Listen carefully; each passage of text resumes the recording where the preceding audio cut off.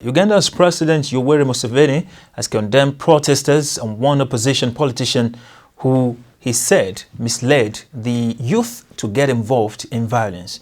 Meanwhile, the main opposition leader, Kyagulanyi, known as Bobi Wine, has refuted the allegation.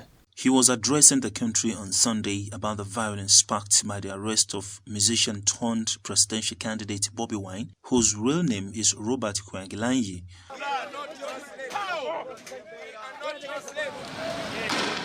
Police said 54 people died during the protest nearly 2 weeks ago. The president said that the idea that there would be riots if Mr. Kyagulanyi was arrested must never be repeated. No politician is untouchable, Mr. Museveni said. I am not untouchable, and Museveni should not reduce this to Kyagulanyi.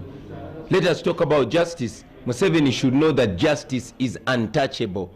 Freedom is untouchable. You cannot block justice. You cannot block freedom. And that is why people rise up whenever they see an injustice.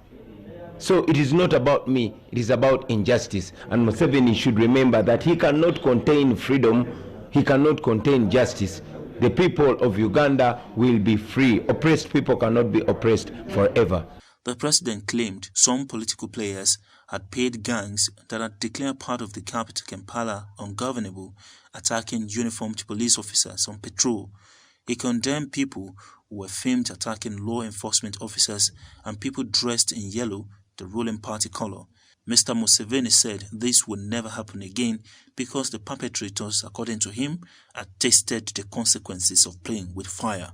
The irresponsible leader is a leader who orders for the mass murder of Ugandans and armed citizens being shot at by the military and police, and that is Yoweri Museveni.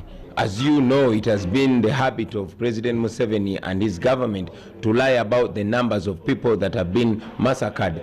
They lied about the numbers of the people that were massacred in Kasese. They lied about the numbers of people that were massacred in 2009. And yes, they are lying yet again with the numbers of the people of Uganda who were massacred in November, less than 2 weeks ago.